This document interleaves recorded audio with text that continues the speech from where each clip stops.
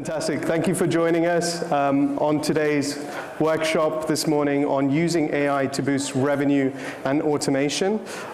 Firstly, before we begin, I'm absolutely delighted and honored to be joined today by Alicia and Haj, who have played a key role in deploying HiJiffy at their properties. So without further ado, I'd love to introduce Alicia and Haj to everyone today. Hi everyone, I'm Alicia, Marketing Project Manager at Langton Group. We are a family-owned business with a collection of eco-friendly hotels. We call ourselves a hotel because we combine the comforts and flexibility of a home with the security and services of a hotel. And that's room 2. We also have a portfolio of service apartments and a co-working brand called MissionWorks in Hammersmith. Thank you. I am Haj Lally, Digital Marketing Manager for Point A Hotels. We are a budget boutique hotel with 10 hotels across the UK and Dublin. Fantastic. And lastly, myself, Sean, for those of you who don't know me, the noisy one in the crowd, I would say, but without being too noisy, HiJiffy. What is HiJiffy? A guest communication hub for the hospitality sector.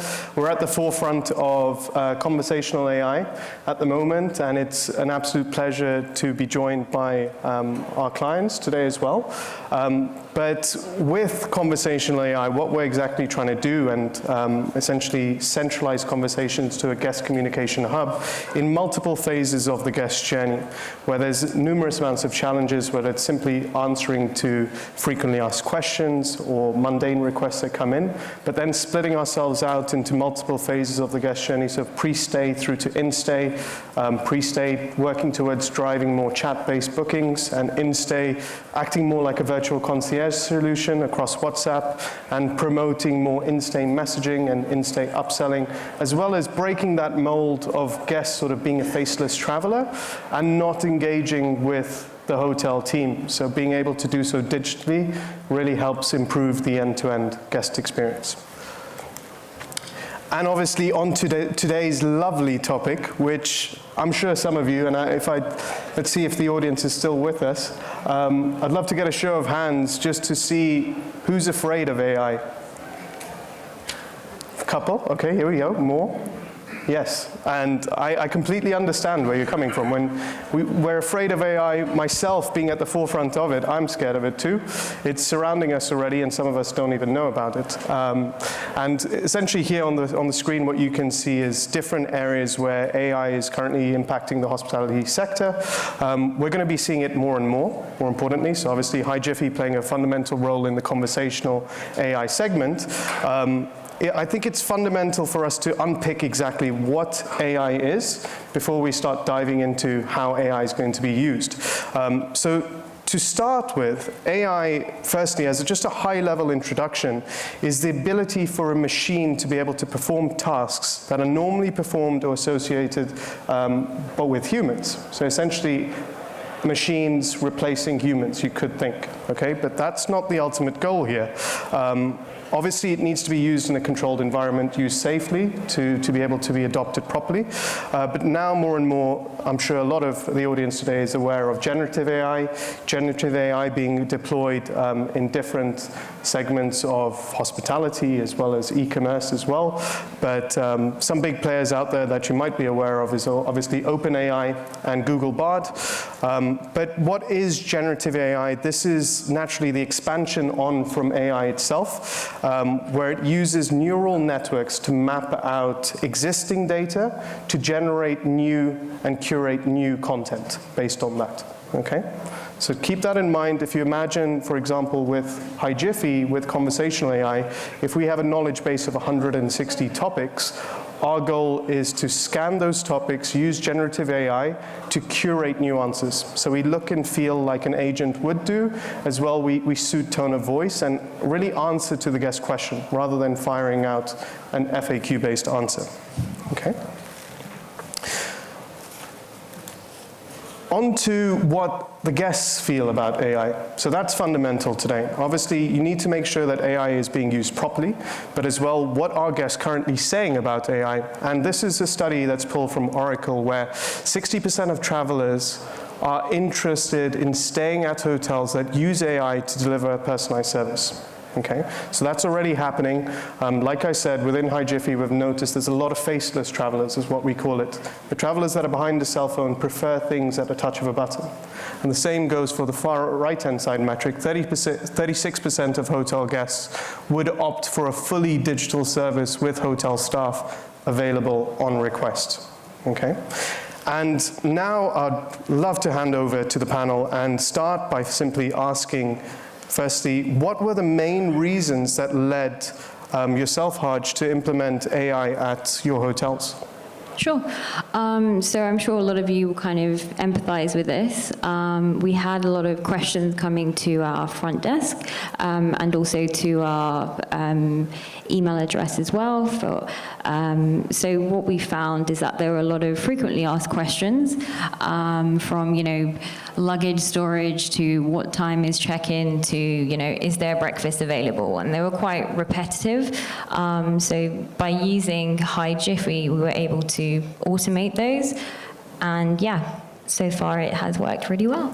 Fantastic. Yeah. And Alicia, what about yourself? What have been the main reasons that you've adopted AI at your hotels? Very similar to what Haj has mentioned, but as a brand, we're also looking at innovative ways to enhance the guest experience and also streamline workflow for our team.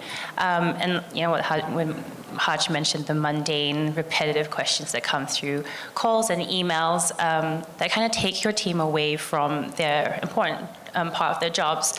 So we were looking at automation, looking at providers that can support them and also enhance the guest experience. And yeah, we looked at HiJiffy and we had a very great implementation process. We're still very new to it, so perfecting the journey, learning as we go, feeding the chatbot the correct answers as well. But yeah, great journey so far. Fantastic. And I think both what the panelists have mentioned there is fundamental to understand of how a solution like HiJiffy has evolved. And we don't like to talk about the pandemic, but the pandemic did happen, and it was fundamental in how guests behave. More importantly, guests are, yes, behind the screen.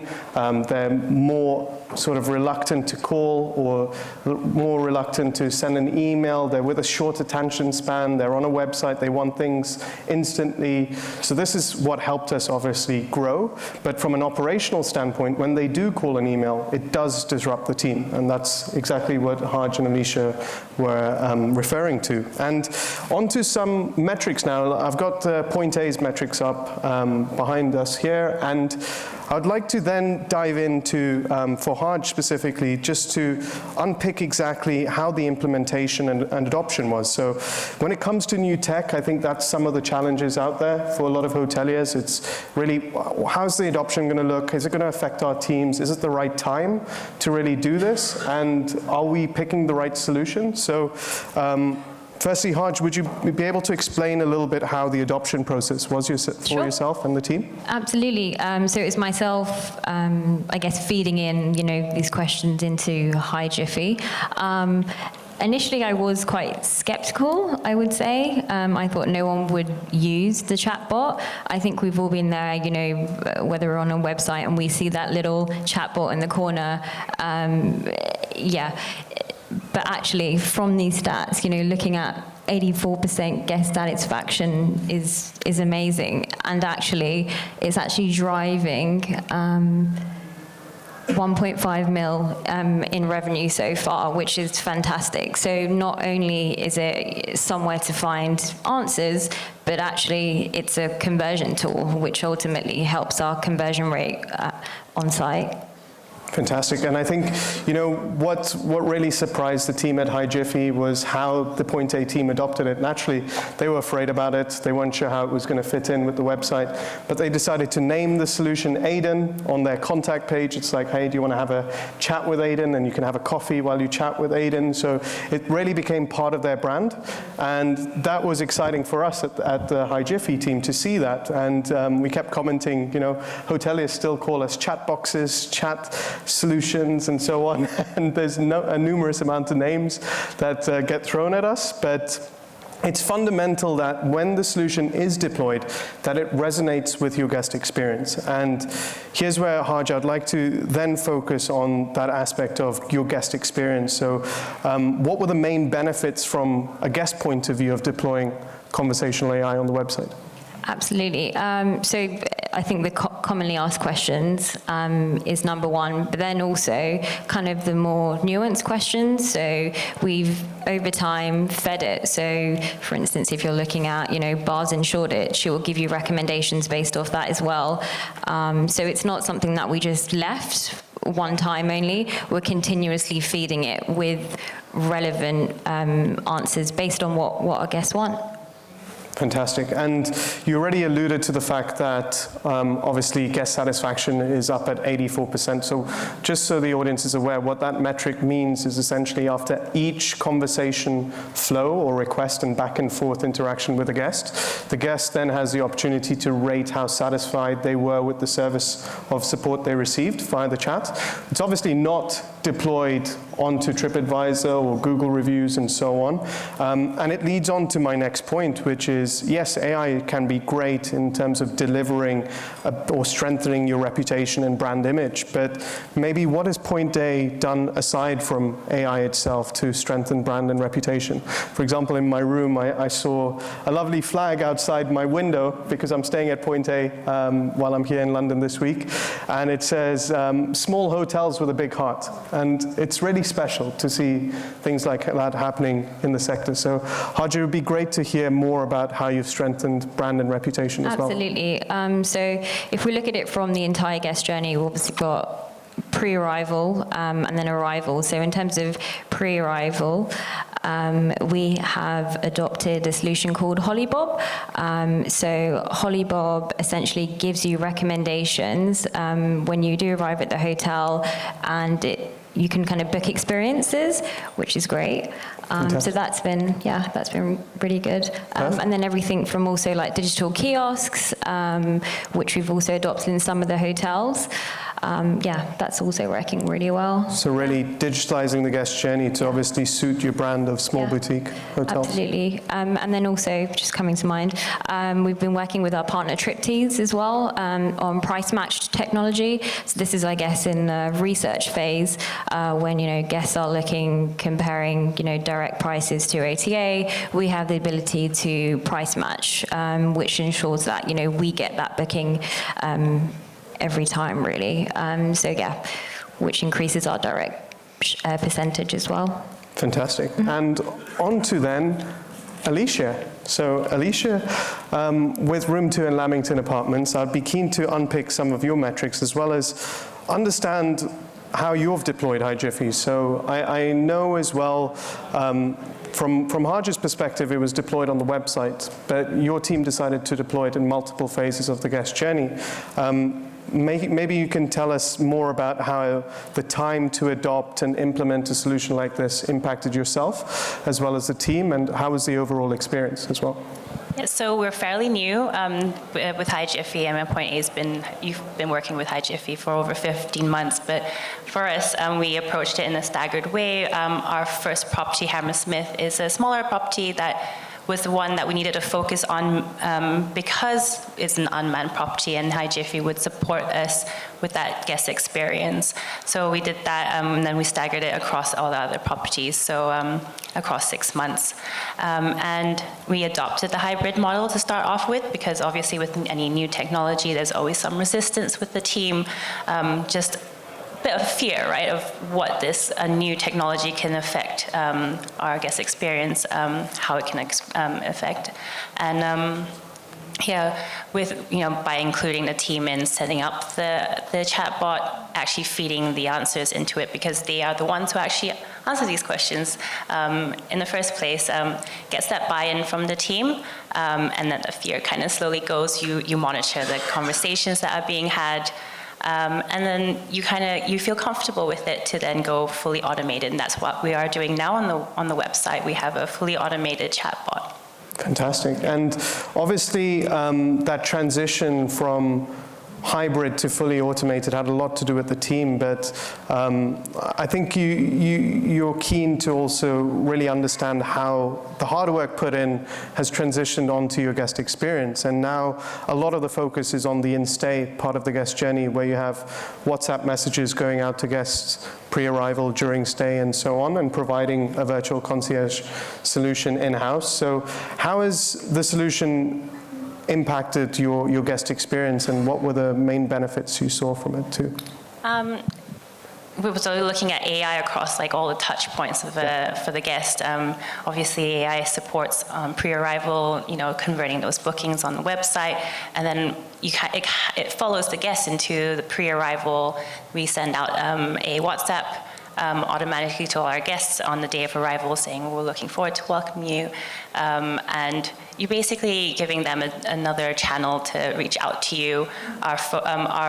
We quickly realized that not many of our phones in our room were being used, so we removed them. But by removing that, we needed to give our guests another channel to reach out to us. And the average guest carries about 2 to 3 devices with them anyway, so why not give them a channel on their own devices, which is WhatsApp, so it's accessible to them, so they can contact us at a touch of a button. Fantastic. And I think that's something internally with our product team, our goal has always been, as we deploy in each market, firstly, integrate with the right providers, and as well target the guests on the right channel, because on a numerous amount of times, for example, we were trying to tap into the Asian market, and if you're not on WeChat, for example, then it's not a fit solution for the market. Whereas WhatsApp, we've seen over 90% of travelers actually using WhatsApp in the European segment. So it works well. And like you mentioned, guests have multiple devices when they are traveling, and they don't know which one to look at, which notifications to look at, but it's sort of probing them at the right times as well. But as I asked Haj already, I think a big part in deploying AI is seeing firstly what your guests feel about it. That's where we track satisfaction metrics too. So 86% for Room 2 in Lamington, and obviously with that fall back to live chat, the team in-house have the opportunity to converse on a live chat environment via WhatsApp.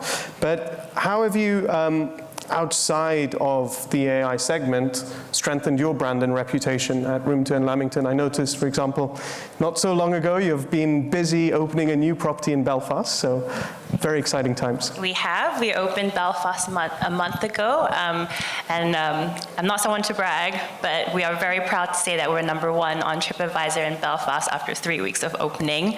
I think that deserves a round of applause. I mean, opening a new hotel, I know, is one of the hardest things to do, so congratulations. Thank you. And I'd say the same with all our properties. We're all #1 on TripAdvisor in their respective areas. And there's so many points of the guest journey that feed into this to lead up to a positive review on our platforms. So it's very much going back to even the first time a guest interacts with your brand on social media or on your website, and that's where your chatbot comes in to kind of convert that guest. And moving on during their journey, pre-stay, and during their stay, conversing with a chatbot, but also having the option for the team to intervene when we see that the conversation is not going so well, or it's an action-based task that obviously the chatbot can't bring you toilet paper, so that's where our team comes in. Within hospitality, you can never remove the guest element, the human touch, and that's why.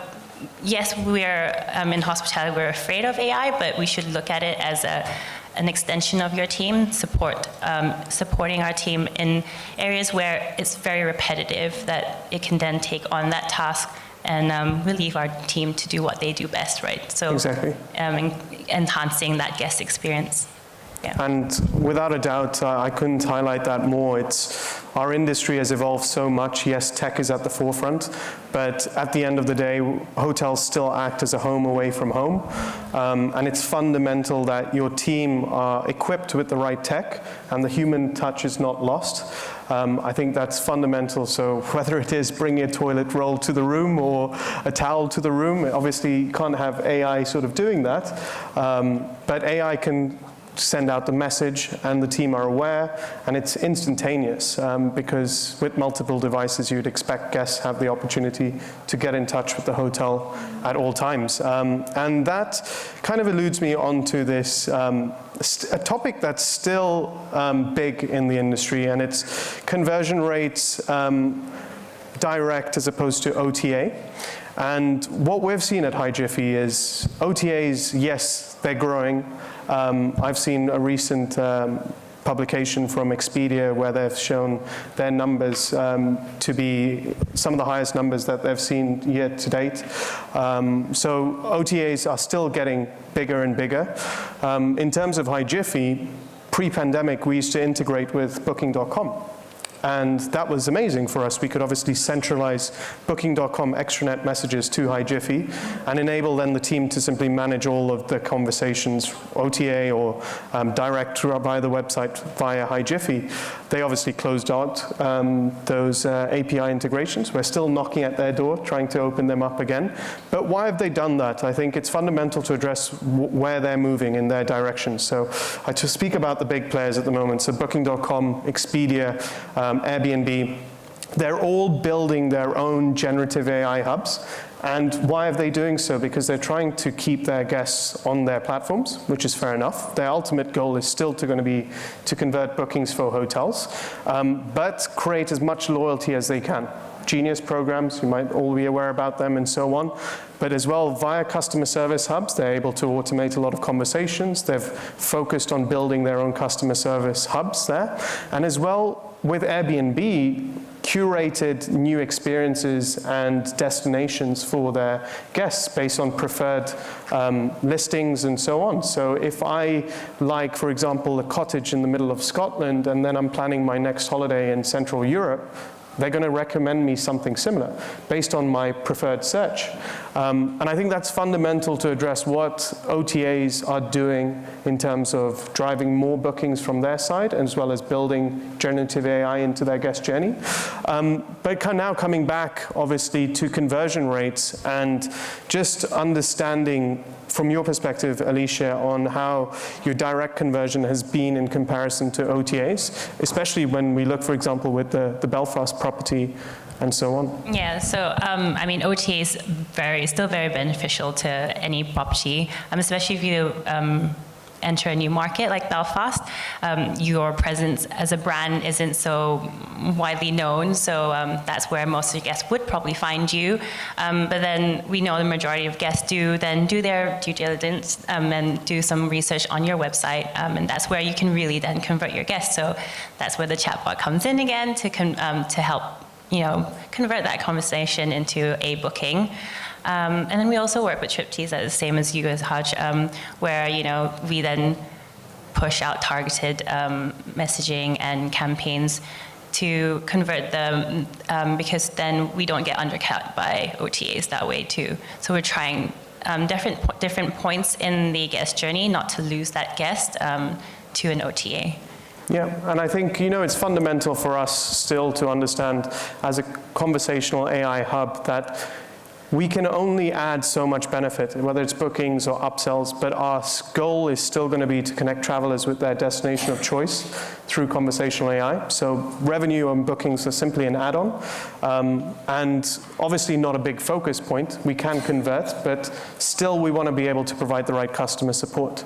And exactly what Alicia mentioned, I think a lot of hotels are working really hard to make sure their online presence is good, you're competing with the OTAs, and you're using multiple solutions in order to build your brand image and build your loyal customers as well. And last but not least, I think it's important to just simply, on this slide, what you can see is some success stories, but I think it's important for all of us in the room today to sort of unpick exactly what direction AI is taking from now on. Obviously, it's not just going to be within conversational AI. It's going to be in multiple facets as well, like I showed you earlier. So I'll just hand over to Haj and Alicia. Maybe Haj, if you can begin. Where do you see AI going in the future? I think it's back to your comment about Airbnb and what they're doing in terms of experiences. I know that I can talk for Point A specifically. We're, again, with the partner Holly Bob, we're looking at how we personalize these experiences. So, for instance, if it's raining, we're not going to show experiences, in terms of summer and things like that. Yeah, I think it's kind of that recommendations piece, which is what we're exploring at the moment. Fantastic. Yeah. Perfect. And what about yourself, Alicia? Where do you see AI going in the next months, weeks, years? I think we're actually unaware that AI is being used already in a lot of parts of the business to support different departments. And I mean, it's a time now to actually explore the options that are available. And I guess it's always to look at what are the main challenges that you actually want to overcome within your business. I guess a few things that we can touch on is we use Canva and Adobe. They've implemented AI in their softwares. Marketing team uses that. Triptease as well as AI supported to help with your revenue growth there and direct bookings. And also in the rooms, guest experience, we do have smart technology. Some hotels do support the guest with smart tech, Siri and Alexa. So there's actually a lot of areas that AI has already been implemented. I think we'll just see some growth there and just learning the benefits of AI to support the guest journey. Fantastic. And I noticed when I asked the question at the beginning, who is afraid of AI, I only saw about 5 hands. And maybe this stat will put some of you on the edge of your seats. So I said HiJiffy is at the forefront of conversational AI. Obviously, when deploying GPT-4 into it, we were very strategic. We wanted it in a controlled environment. We didn't want it to be sort of scanning websites or external sites to be able to gather data and try provide data that we didn't already have. So data is fundamental. But when we look at AI as a whole, and generative AI, I think they were put up against humans and machines, were basically put side by side. And the concept of theory of mind was put on the table. So what is theory of mind? Theory of mind is essentially strategic thinking. And we're all here in the room today, and I hate to say this, but it's kind of fact. We're at the top of the food chain because of strategic thinking. We are able to strategically think, and it helps us on our day-to-day. We're doing it without even, subconsciously, without even thinking about it. And theory of mind during the pandemic was, so with generative AI being developed, I think it was around GPT 1, 2, in that sort of age, but it was put up against humans, and theory of mind was sort of matching to a 6-year-old on AI level. And if you can imagine what's happened post-pandemic, I know a lot of the people in the room today will probably use AI to, curate slide decks or send emails or maybe a speech that you're about to write, whatever you may be using it for. But theory of mind is now at the same level of adults, and that's frightening. Okay, so there hasn't been much development done on the AI piece itself, so we're still at GPT-4, but simply by adding more data to it, it's providing additional knowledge to it. And that is maybe a bit scary. So who now is slightly afraid of AI? Is it still the same show of hands? Yeah. Okay, so essentially don't be afraid. The goal here is not to be afraid. It's really make sure that you use it in the right form, that you still put your guest experience, your guests at the forefront of your guest journey, and enable your team to have, for example, more time for face-to-face interactions. And this is where AI can help. Automation, boosting revenue, and so on, so that your team can really focus on the fundamental aspect. And a last question I'll sort of leave out to the audience before we open up for questions is from an ethical standpoint.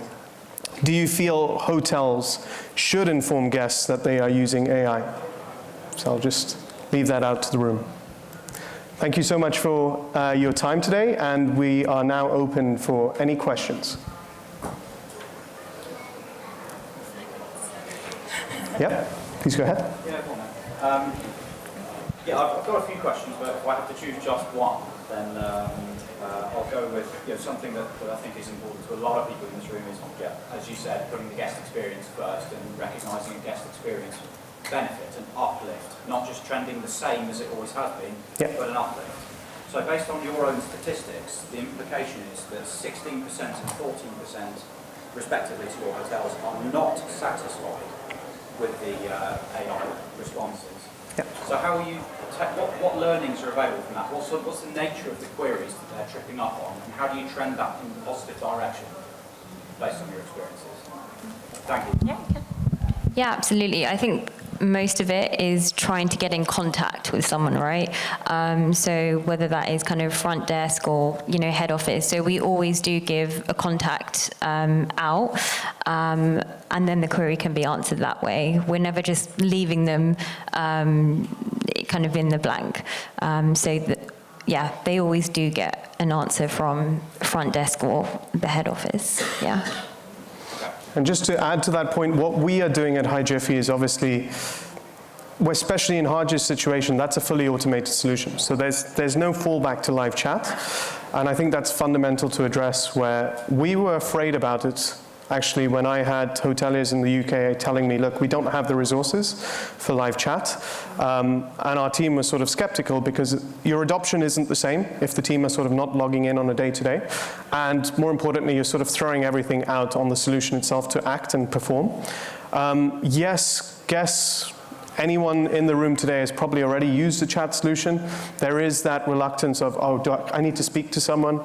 So that does still happen, where guests will jump in, sort of speak to an agent, human, now, start yelling at it. And we'd still always recommend hotels to sort of have this fallback to live chat. I think that's fundamental, but in different phases. So on the website, it's better than just simply having a contact form, having a chat solution. And I think a fundamental aspect there is we simply need to understand, based on conversations delivered, what was the feedback given from the guests. So we're still always looking at, can we drive a conversation, which is anything above 3 Q&As going through the platform. That hasn't really answered the question. What I was looking for is, so the scores where you are seeing an unsatisfactory result, what are the common threads within that? And what you don't want to do is to just trend along. It's always 16% unsatisfied and we're happy with that.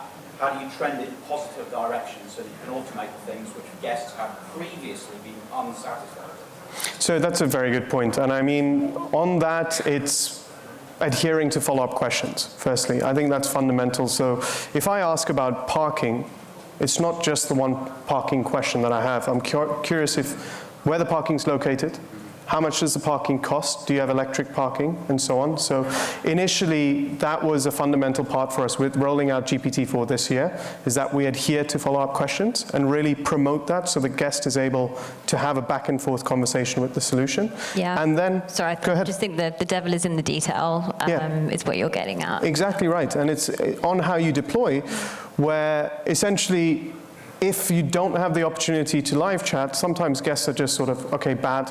And we tell our hoteliers sort of to set the solution out in fixed business hours so that the team is actually informed, okay, we will be available for live chat between 2 p.m. and 5 p.m. every day. Outside of that, we're fully automated. So sometimes there is that case where guests simply need an agent now. If they don't get it, there's usually a bad review. So to answer the question on where the bad reviews come, it's usually if the follow-up question is not provided, which usually in this day and age, it's outside of a realm of the hotel. So what's the nearest park, what's the nearest French restaurant, and so on. They expect the solution to sort of offer all of that.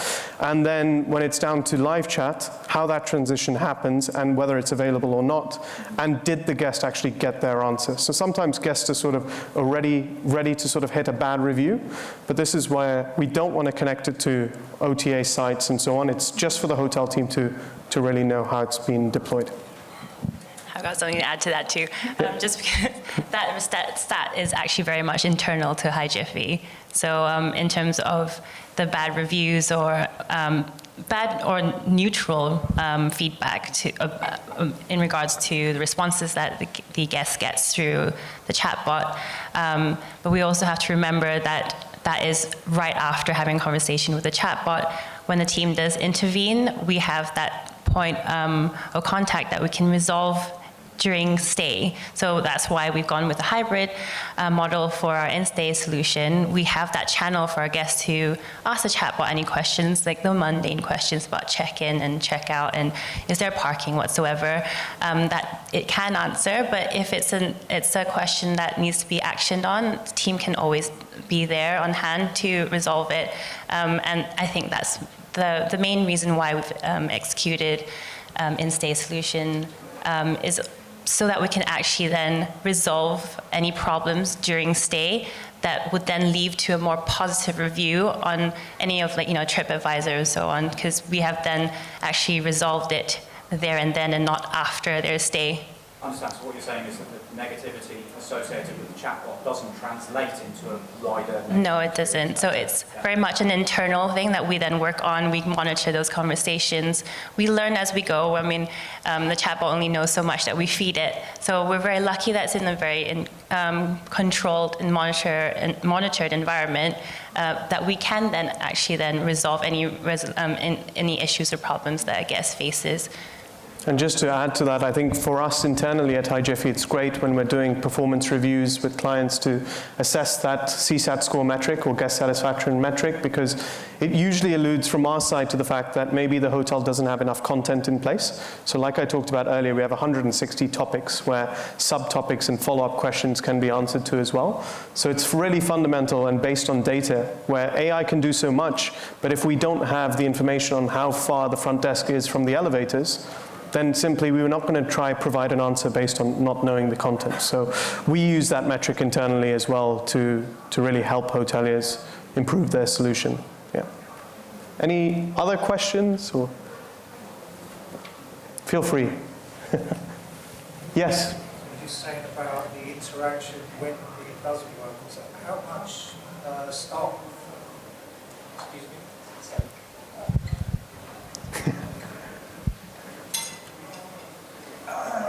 We need a microphone.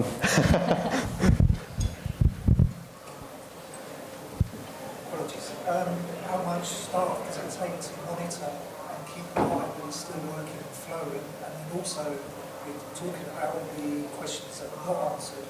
How much are you reviewing that and uploading that information? Very good point. I'm assuming it does make more things efficient, but you still got that personal power to make sure it's running. Exactly, and just to allude to the first point, I think each hotel is different in the number of staff that they have available. Are they decentralized in their sort of customer service support operation? Are they centralized in a central reservation team? So we see the numbers varying. It can vary anything between 2 staff to 20, based on size. Obviously, the larger groups have more bandwidth for a central reservation team, but that team is fundamentally responding to calls and emails. And our solution is still out there to reduce the amount of contacts that team gets. That team usually will report to revenue and distribution as well. So in central res, they'll report there, they'll have a revenue target on closing reservations. So if we are on live chat, for example, our goal is then to close off group reservations. I know Dorset Hotels, for example, in London, were able to do that too, closed off a large reservation for their new apart hotel. But more importantly, the way we help hoteliers now to sort of keep their solution up to date is every week we're firing out a list of FAQs where the guests were missing an answer, or within our chat solution we have a thumbs up, thumbs down feature based on whether the guest received the right response. And from there, the team are immediately informed, okay, you're missing details on your loyalty program, your electric parking, and so on, and they can go through each detail to add in new content so that it's up to date. And more importantly, whenever there's a brand change or changes on the website, we do encourage the hotel team to obviously make sure that it fits and resonates with the brand and guest journey. Yeah. Good. Any others? Yes, please. You'd have to shout. How soon do you see chatbots developing into something more advanced, like conversational avatars? Is that being worked on in the background, and we can start seeing Very good point. characterful chatbots? We're still sort of watching how the segment evolves, to answer that question and be fully honest with you. I think the next big thing for us is voice AI. So we actually deployed voice AI this year, which is through voice notes. So a big challenge for ourselves was having a solution out there online, and channels like WhatsApp having a voice note functionality. A lot of the younger demographic who are on the move because their devices are getting so big were sending voice notes through to the properties, and that was actually increasing on the workload on the staff. So what our solution now does is able to translate voice into text and then back out into text or either voice for the guest. The challenge that we face with that, there's always challenges with new sort of developments, is tone of voice of the solution. Has it got a London accent, Scottish accent, Irish accent, and so on, because it needs to suit your brand image. And more importantly, it needs to act as an additional arm of your team. And that sort of alludes to that question I gave out to the audience on how ethical is it, and should you be informing your guests that you are using AI? I think that's fundamental as well. So yes, we see it evolving in different segments. I noticed just the other day, I don't know if anyone saw the same post, but humane AI pin being developed. So that is a pin that will essentially sit on your lapel or your jacket or your sweater, and you're able then to have it on voice request, so it can do immediate translations. If you're out on holiday in Spain or Italy, you can be conversing with a local person in the native language. It'll do the translations actively there. It's got sort of actioning, so you can find out where the nearest supermarket is and so on. You can sort of hold a bag of nuts in front of it and ask it, look, how many calories are in it, and so on. So outside of hospitality itself, AI is evolving significantly. I think it's going to be a big part of our day-to-days. So it's about really, in the hotel space, making sure we adopt it at the right time and with the right sort of functions as well. But really good question. I think it's expanding at a rate that we can't even keep up with. So I think for ourselves, it's making sure that we're still at the forefront of conversational AI and adhere to what hotel needs are and what guest expectations are. Any other questions? I don't know if we're out of time. Good? No? Perfect. Well, thank you so much for your time. Have a lovely rest of the show. Thank you.